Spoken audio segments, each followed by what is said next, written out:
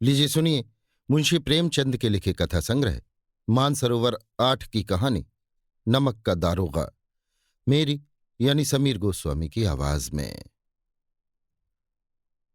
जब नमक का नया विभाग बना और ईश्वर प्रदत्त वस्तु के व्यवहार करने का निषेध हो गया तो लोग चोरी छिपे इसका व्यापार करने लगे। अनेक प्रकार के छल प्रपंचों का सूत्रपात हुआ। कोई घूस से काम निकालता था, कोई चालाकी से। अधिकारियों के पौबारह थे। पटवारीगिरी का सर्वसम्मानित पद छोड़ छोड़कर लोग इस विभाग की बरकंदाजी करते थे। इसके दारोगा पद के लिए तो वकीलों का भी जी ललचाता था। ये वो समय था जब अंग्रेजी शिक्षा और ईसाई मत को लोग एक ही वस्तु समझते थे। फारसी का प्राबल्य था। प्रेम की कथाएं और श्रृंगार रस के काव्य पढ़कर फारसीदां लोग सर्वोच्च पदों पर नियुक्त हो जाया करते थे।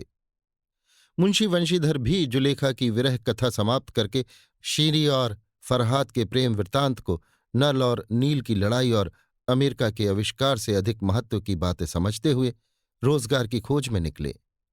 उनके पिता एक अनुभवी पुरुष थे। समझाने लगे, बेटा, घर की दुर्दशा देख रहे हो। ऋण के बोझ से दबे हुए हैं। लड़कियां हैं, वो घास फूस की तरह बढ़ती चली जाती हैं। मैं कगारे का वृक्ष हो रहा हूं, ना मालूम कब गिर पड़ूं। अब तुम ही घर के मालिक मुख्तार हो। नौकरी में ओहदे की ओर ध्यान मत देना। ये तो पीर का मजार है। निगाह चढ़ावे और चादर पर रखनी चाहिए। ऐसा काम ढूंढना जहां कुछ ऊपरी आय हो।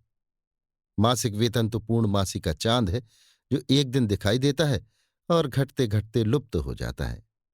ऊपरी आय बहता हुआ स्रोत है जिससे सदैव प्यास बुझती है। वेतन मनुष्य देता है, इसी से उसमें वृद्धि नहीं होती। ऊपरी आमदनी ईश्वर देता है, इसी से उसकी बरकत होती है। तुम स्वयं विद्वान हो, तुम्हें क्या समझाऊं। इस विषय में विवेक की बड़ी आवश्यकता है। मनुष्य को देखो, उसकी आवश्यकता को देखो और अवसर देखो। उसके उपरांत जो उचित समझो करो। गरज वाले आदमी के साथ कठोरता करने में लाभ ही लाभ है, लेकिन बेगरज को दांव पर पाना जरा कठिन है। इन बातों को निगाह में बांध लो। ये मेरी जन्म भर की कमाई है। इस उपदेश के बाद पिताजी ने आशीर्वाद दिया। वंशीधर आज्ञाकारी पुत्र थे। ये बातें ध्यान से सुनी और तब घर से चल खड़े हुए। इस विस्तृत संसार में उनके लिए धैर्य अपना मित्र, बुद्धि अपनी पथ प्रदर्शक और आत्मावलंबन ही अपना सहायक था। लेकिन अच्छे शकुन से चले थे। जाते ही जाते नमक विभाग के दारोगा पद पर प्रतिष्ठित हो गए। वेतन अच्छा और ऊपरी आय का तो ठिकाना ही न था। वृद्ध मुंशी जी को सुख संवाद मिला तो फूले न समाये। महाजन कुछ नरम पड़े। कलवार की आशालता लहलहाई। पड़ोसियों के हृदय में शूल उठने लगे। जाड़े के दिन थे और रात का समय। नमक के सिपाही चौकीदार नशे में मस्त थे। मुंशी वंशीधर को यहां आए अभी 6 महीने से अधिक न हुए थे, लेकिन इस थोड़े समय में ही उन्होंने अपनी कार्यकुशलता और उत्तम आचार से अफसरों को मोहित कर लिया था। अफसर लोग उन पर बहुत विश्वास करने लगे। नमक के दफ्तर से 1 मील पूर्व की ओर जमुना बहती थी। उस पर नावों का एक पुल बना हुआ था। दारोगा जी किवाड़ बंद किए मीठी नींद सो रहे थे। अचानक आंख खुली तो नदी के प्रवाह की जगह गाड़ियों की गड़गड़ाहट तथा मल्लाहों का कोलाहल सुनाई दिया। उठ बैठे। इतनी रात गए गाड़ियां क्यों नदी के पार जाती हैं? अवश्य कुछ न कुछ गोलमाल है। तर्क ने भ्रम को पुष्ट किया। वर्दी पहनी, तमंचा जेब में रखा और बात की बात में घोड़ा बढ़ाए हुए पुल पर आ पहुंचे। गाड़ियों की एक लंबी कतार पुल के पार जाती देखी। डांटकर पूछा, ये किसकी गाड़ियां हैं? थोड़ी देर तक सन्नाटा रहा। आदमियों में कुछ कानाफूसी हुई। तब आगे वाले ने कहा, पंडित अलोपी दीन की। कौन पंडित अलोपी दीन? दातागंज के। मुंशी वंशीधर चौके। पंडित अलोपी दीन इस इलाके के सबसे प्रतिष्ठित जमींदार थे। लाखों रुपए का लेन देन करते थे। इधर छोटे से बड़े कौन ऐसे थे जो उनके ऋणी न हो। व्यापार भी बड़ा लंबा चौड़ा था। बड़े चलते पुर्जे आदमी थे। अंग्रेज अफसर उनके इलाके में शिकार खेलने आते और उनके मेहमान होते। 12 मास सदा व्रत चलता था। मुंशी जी ने पूछा, गाड़ियां कहाँ जाएंगी? उत्तर मिला, कानपुर। लेकिन इस प्रश्न पर कि इनमें क्या है, सन्नाटा छा गया। दारोगा साहब का संदेह और भी बढ़ा। कुछ देर तक उत्तर की बाट देखकर वो जोर से बोले, क्या तुम सब गूंगे हो गए हो? हम पूछते हैं इनमें क्या लदा है? इस बार भी कोई उत्तर न मिला तो उन्होंने घोड़े को एक गाड़ी से मिलाकर बोरे को टटोला। भ्रम दूर हो गया। ये नमक के ढेले थे। पंडित अलोपी दीन अपने सजीले रथ पर सवार कुछ जागते चले आते थे। अचानक कई गाड़ी वालों ने घबराए हुए आकर जगाया और बोले, महाराज, दारोगा ने गाड़ियां रोक दी हैं और घाट पर खड़े आपको बुलाते हैं। पंडित अलोपी दीन का लक्ष्मी जी पर अखंड विश्वास था। वो कहा करते थे कि संसार का तो कहना ही क्या, स्वर्ग में भी लक्ष्मी का ही राज्य है। उनका ये कहना यथार्थ ही था। न्याय और नीति सब लक्ष्मी के ही खिलौने हैं। इन्हें वो जैसे चाहती है नचाती है। लेटे ही लेटे गर्व से बोले, चलो हम आते हैं। ये कहकर पंडित जी ने बड़ी निश्चिंतता से पान की बीड़ी लगाकर खाए। फिर लिहाफ ओढ़े हुए दारोगा के पास आकर बोले, बाबूजी आशीर्वाद। कहिए, हमसे ऐसा कौन सा अपराध हुआ कि गाड़ियां रोक दी गईं? हम ब्राह्मणों पर तो आपकी कृपा दृष्टि रहनी चाहिए। वंशीधर रुखाई से बोले, सरकारी हुक्म। पंडित अलोपी दीन ने हंसकर कहा, हम सरकारी हुक्म को नहीं जानते और न सरकार को। हमारे सरकार तो आप ही है। हमारा और आपका तो घर का मामला है। हम कभी आपसे बाहर हो सकते हैं? आपने व्यर्थ का कष्ट उठाया। ये हो नहीं सकता कि इधर से जाएं और इस घाट के देवता को भेंट न चढ़ावे। मैं तो आपकी सेवा में स्वयं ही आ रहा था। वंशीधर पर ऐश्वर्य की मोहिनी वंशी का कुछ प्रभाव न पड़ा। ईमानदारी की नई उमंग थी। कड़क कर बोले, हम उन नमक हरामों में नहीं हैं जो कौड़ियों पर अपना ईमान बेचते फिरते हैं। आप इस समय हिरासत में हैं। कायदे के अनुसार आपका चालान होगा। बस, मुझे अधिक बातों की फुर्सत नहीं है। जमादार बदलू सिंह, तुम इन्हें हिरासत में ले लो, मैं हुक्म देता हूं। पंडित अलोपी दीन स्तंभित हो गए। गाड़ीवानों में हलचल मच गई। पंडित जी के जीवन में कदाचित ये पहला ही अवसर था कि पंडित जी को ऐसी कठोर बातें सुननी पड़ी। बदलू सिंह आगे बढ़ा, किंतु रोब के मारे ये साहस न हुआ कि उनका हाथ पकड़ सके। पंडित जी ने धर्म को धन का ऐसा निरादर करते कभी न देखा था। विचार किया कि ये अभी उद्दंड लड़का है, माया मोह के जाल में अभी नहीं पड़ा, अलड़ है, झिझकता है। बहुत दीन भाव से बोले, बाबू साहब ऐसा न कीजिए, हम मिट जाएंगे, इज्जत धूल में मिल जाएगी। हमारा अपमान करने से आपके हाथ क्या आएगा? हम किसी तरह आपसे बाहर थोड़े ही हैं। वंशीधर ने कठोर स्वर में कहा, हम ऐसी बातें नहीं सुनना चाहते। अलोपी दीन ने जिस सहारे को चट्टान समझ रखा था वो पैरों के नीचे खिसकती हुई मालूम हुई। स्वाभिमान और धन ऐश्वर्य को कड़ी चोट लगी, किंतु अभी तक धन की सांख्यिक शक्ति का पूरा भरोसा था। अपने मुख्तार से बोले, लाला जी 1000 के नोट बाबू साहब को भेंट करो, आप इस समय भूखे सिंह हो रहे हैं। वंशीधर ने गर्म होकर कहा, 1000 नहीं, 1,00,000 भी मुझे सच्चे मार्ग से नहीं हटा सकते। धर्म की इस बुद्धिहीन दृढ़ता और देव दुर्लभ त्याग पर मन बहुत झुंझलाया। अब दोनों शक्तियों में संग्राम होने लगा। धन ने उछल उछलकर आक्रमण करने शुरू किए। 1 से 5, 5 से 10, 10 से 15 और 15 से 20,000 तक नौबत पहुंची। किंतु धर्म अलौकिक वीरता के साथ इस बहुसंख्यक सेना के सम्मुख अकेला पर्वत की भांति अटल अविचलित खड़ा था। अलोपी दीन निराश होकर बोले, अब इससे अधिक मेरा साहस नहीं, आगे आपको अधिकार है। वंशीधर ने अपने जमादार को ललकारा। बदलू सिंह मन में दारोगा जी को गालियां देता हुआ पंडित अलोपी दीन की ओर बढ़ा। पंडित जी घबराकर 2-3 कदम पीछे हट गए। अत्यंत दीनता से बोले, बाबू साहब, ईश्वर के लिए मुझ पर दया कीजिए। मैं 25,000 पर निपटारा करने को तैयार हूं। असंभव बात है। 30,000 पर? किसी तरह संभव नहीं। क्या 40,000 पर भी नहीं? 40,000 नहीं, 40,00,000 पर भी असंभव है। बदलू सिंह, इस आदमी को अभी हिरासत में ले लो। अब मैं एक शब्द भी नहीं सुनना चाहता।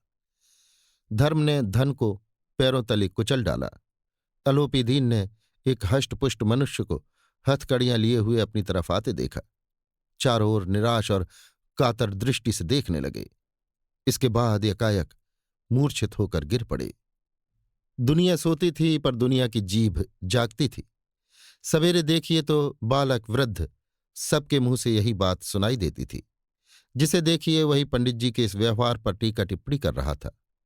निंदा की बौछारें हो रही थीं। मानो संसार से अब पापी का पाप कट गया।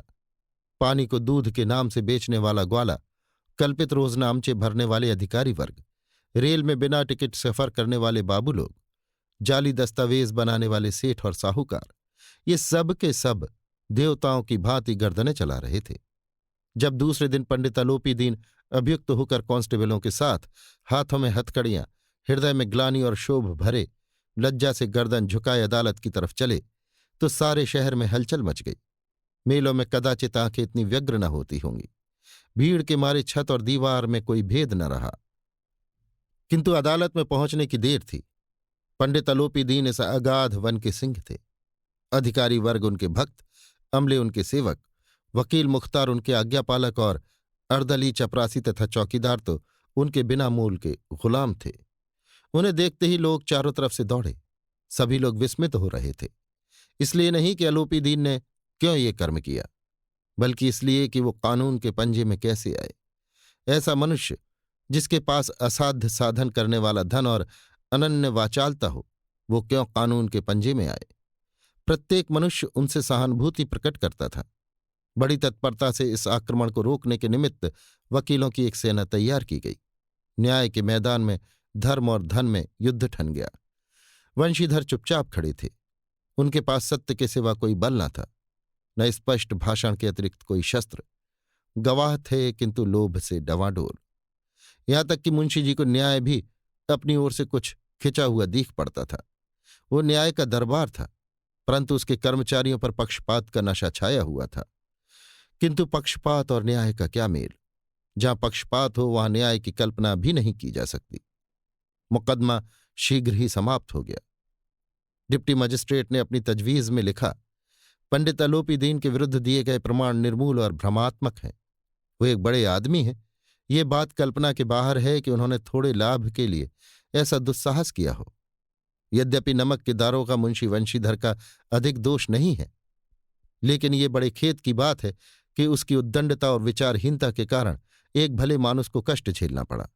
हम प्रसन्न हैं कि वो अपने काम से सजग और सचेत रहता है, किंतु नमक से मुकदमे की बढ़ी हुई नमक हलाली ने उसके विवेक और बुद्धि को भ्रष्ट कर दिया। भविष्य में उसे होशियार रहना चाहिए। वकीलों ने यह फैसला सुना और उछल पड़े। पंडित आलोपी दीन मुस्कुराते हुए बाहर निकले। स्वजन बांधवों ने रुपयों की लूट की। उदारता का सागर उमड़ पड़ा। उसकी लहरों ने अदालत की नींव तक हिला दी। जब वंशीधर बाहर निकले तो चारों ओर से उनके ऊपर व्यंग्यवाणों की वर्षा होने लगी। चपरासियों ने झुकझुक कर सलाम किए, किंतु इस समय एक एक कटुवाक्य, एक एक संकेत उनकी गर्वाग्नि को प्रज्वलित कर रहा था। कदाचित इस मुकदमे में सफल होकर वो इस तरह अकड़ते हुए न चलते। आज उन्हें संसार का एक खेदजनक विचित्र अनुभव हुआ। न्याय और विद्वता, लंबी चौड़ी उपाधियां, बड़ी बड़ी दाढ़ियां और ढीले चोगे एक भी सच्चे आदर के पात्र नहीं हैं। वंशीधर ने धन से वैर मोल लिया था। उसका मूल्य चुकाना अनिवार्य था। कठिनता से एक सप्ताह बीता होगा कि मुअत्तली का परवाना आ पहुंचा। कार्यपरायणता का दंड मिला। बेचारे भग्न हृदय शोक और खेद से व्यथित घर को चले। बूढ़े मुंशी जी तो पहले ही कुड़बुड़ा रहे थे कि चलते चलते इस लड़के को समझाया था, लेकिन इसने एक न सुनी। सब मनमानी करता है। हम तो कलवार और कसाई के तगादे सहें, बुढ़ापे में भगत बनकर बैठे और वहां बस वही सूखी तनख्वाह। हमने भी तो नौकरी की है और कोई ओहदेदार नहीं थे, लेकिन काम किया, दिल खोल कर किया और आप ईमानदार बनने चले हैं। घर में चाहे अंधेरा हो, मस्जिद में अवश्य दिया जलाएंगे। खेद ऐसी समझ पर। पढ़ना लिखना सब अकारथ गया। इसके थोड़े ही दिनों बाद जब मुंशी वंशीधर इस दुरवस्था में घर पहुंचे और बूढ़े पिताजी ने ये समाचार सुना तो सिर पीट लिया। बोले, जी चाहता है कि तुम्हारा और अपना सिर फोड़ लूं। बहुत देर तक पछता पछता कर हाथ मलते रहे। क्रोध में कुछ कठोर बातें भी कहीं, और यदि वंशीधर वहां से टल न जाते तो अवश्य ही ये क्रोध विकट रूप धारण करता। वृद्धा माता को भी दुख हुआ। जगन्नाथ और रामेश्वर यात्रा की कामनाएं मिट्टी में मिल गईं। पत्नी ने तो कई दिन तक सीधे मुंह से बात भी नहीं की। इसी प्रकार एक सप्ताह बीत गया। संध्या का समय था। बूढ़े मुंशी जी बैठे राम नाम की माला जप रहे थे। इसी समय उनके द्वार पर सजा हुआ रथ आकर रुका।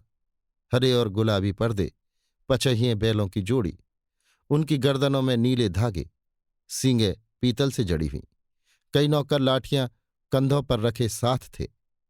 मुंशी जी अगवानी को दौड़े। देखा तो पंडित अलोपी दीन है। झुककर दंडवत की और लल्लो चप्पो की बातें करने लगे। हमारा भाग्योदय हुआ जो आपके चरण इस द्वार पर आए। आप हमारे पूज्य देवता हैं। आपको कौन सा मुंह दिखावे।